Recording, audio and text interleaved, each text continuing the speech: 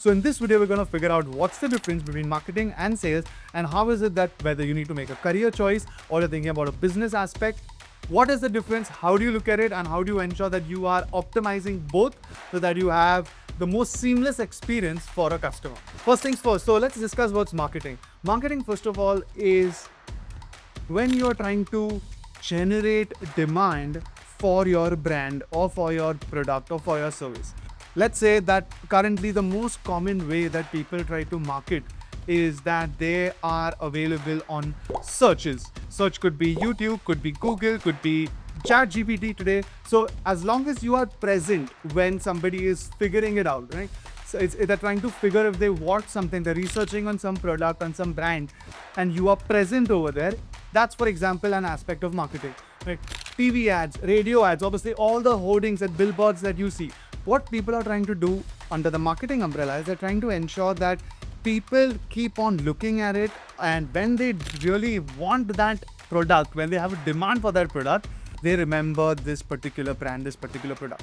Think about brands which are so imprinted in our brains, such as Coca-Cola or Fevicol, and yet these guys invest millions and millions of dollars or tens of crores of rupees in still marketing, still doing that.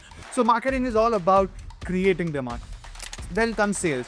Sales is much more of the last touch point between the product being bought by the customer and obviously the customer. This can be in so many forms. The most simple form is, let's say you want to basically study some course with us and you come to us, right? We've done our marketing part properly. When you decided to do something, we came in your visibility. You decided to come and take a meeting because you're still figuring out if you should take up this course and if you should take it up with Zell. If you do that, then the final interaction that I have with you and the way I try to take care of you, I try to counsel you, I try to consult you, and all of that interaction sort of falls under sales. So this is B2C sales. Similarly, there's something called B2B sales. B2B sales is exactly what it sounds like, right? You are constantly going and talking to corporations. Basically, you're talking to brands and you're trying to ensure that that same interaction, that same consulting, the same understanding of their need and if we are the right fit for that product, all of that is being discussed. Another thing is, think of D2C. Think about Amazon, think about Nike. These companies don't really need to sell in terms of having a physical person all the time. So this is first of all the difference between marketing and sales. And if you're considering that a business should need either or, answer is yes, they need both. There are different stages.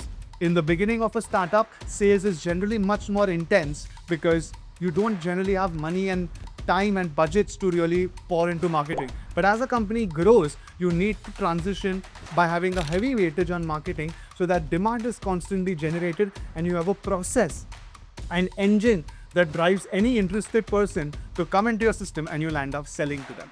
So this is first of all the combination and the difference between marketing and sales.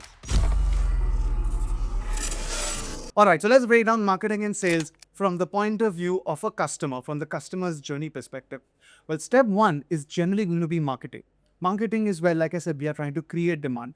The first easy way to look at it is you need to create a funnel that marketing drives in a lot of interest, a lot of visibility, a lot of brand recognition, and then they filter it out to reach the sales team, to reach the sales process so that the interested people finally land up buying. So the first step is what we call top of the funnel. Many of you must have heard it. The goal of top of the funnel is to try and ensure that you have the maximum number of even slightly interested people entering the funnel. You want that the maximum number of people who might ever want your product, your service, your brand, they are captured at the top of the funnel. So this includes a lot of branding, a lot of brand visibility, a lot of ads, things you must have heard of, search engine optimization. You are looking at educating right now. You're not looking at selling. You're looking at building awareness right now. You're ensuring that when you have a hoarding, an ad in the middle of Mumbai's roads, right? You're trying to ensure that so many people see it that when they decide they have a need for what you're thinking, they think about you.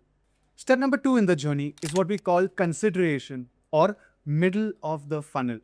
Here, as again, it's clearly, it's self-explanatory, right?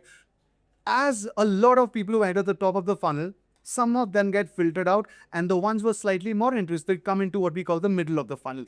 Here, the goal is to try and keep them engaged. Here, you are trying to ensure that what we nurture them, right? They are, now you know that this is an audience which is showing slightly higher than average interest in your product, in your service. So now you're going to nurture them. You're going to send them an email chain informing them more details about the product, the USPs. Are you the right fit for the customer? You're going to try and make sure that their options, the options that the customers are evaluating, you are one of them. And how do you basically get them to choose you? There's a concept further over here which we call remarketing. It's very common for social media, where what you try to do is, once I know you have seen my ad and you have somehow either spent a few seconds looking at it, or better yet, you've clicked and interacted with it, I know that there is slightly higher interest than average for you in our product, and we basically remarket, right? We try to ensure that you are nurtured, you are reminded over time, right? We are not in any hurry. We're trying to build a relationship virtually currently, or through seamless medium, right? A medium where we are not talking, but we are constantly reminding you. The best amount of money that people spend are on things like the IPL, or in the West, it was the Super Bowl ads. Expensive ads, but so many eyeballs that over here, the people start with top of the funnel and the interested ones start getting nurtured in the middle of the funnel.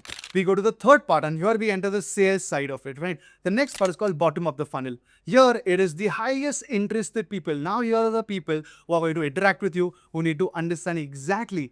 You're going to start talking about price. You're going to start negotiating. You're going to start what we call handling customer objections. You're going to make sure that all the comfort that the customer needs, ethically, you're going to provide it to them, so that if you are the right fit, if the intent and the interest and the financial capability of the interested lead matches what you have, it's a perfect mix. And that's when sales basically takes over.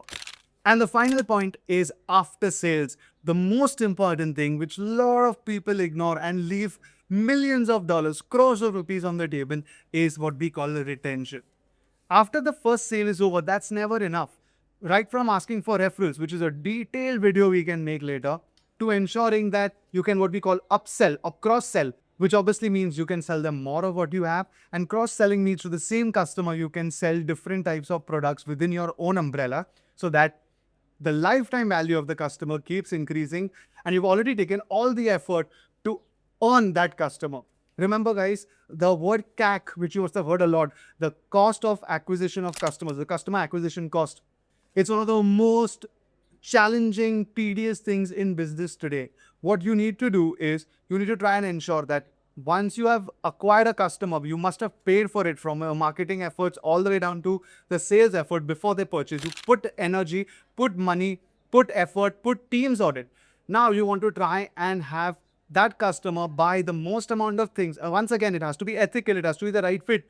But the more the customer buys, or the longer they stay with you, the ticket price or the lifetime value of the customer needs to be way more than the CAC. And if this equation, if the LTV is greater than the CAC, you are going to be in a profitable company, a profitable venture. When you heard about Starbucks in the beginning, you didn't go for a year, for two. Your friends were going. You must have seen it everywhere. They have spent a lot of thought and money in ensuring that wherever you go, whether it's in your own city, you go almost every single area in your city you cover, you're going to see a Starbucks. You go anywhere else, not only outside your city, in your country, but anywhere in the world, you're going to start seeing Starbucks. It takes a lot of effort to actually get a customer into Starbucks. And then their whole intention will be to try and keep you for the rest of their lives, rather your lives.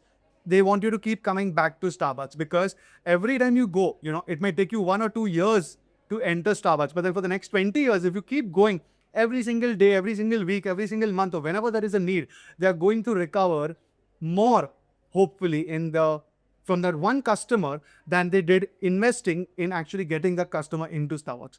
So retention, upsell, cross-sell, all of these things are, and most importantly, non-stop feedback is after you made the sale.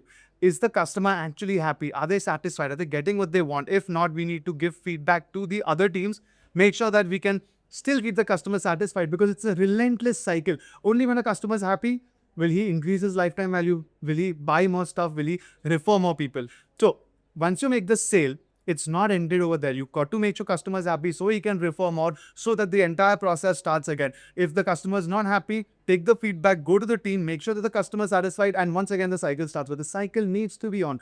So guys, with that, I hope that there's a lot of clarity on the difference between marketing and sales. I'm sure that if there is any more confusion, please feel free, put in the comment. We'll make more videos explaining any aspect of this entire process, so that if you are thinking about something to start by yourself, it all gets covered over time.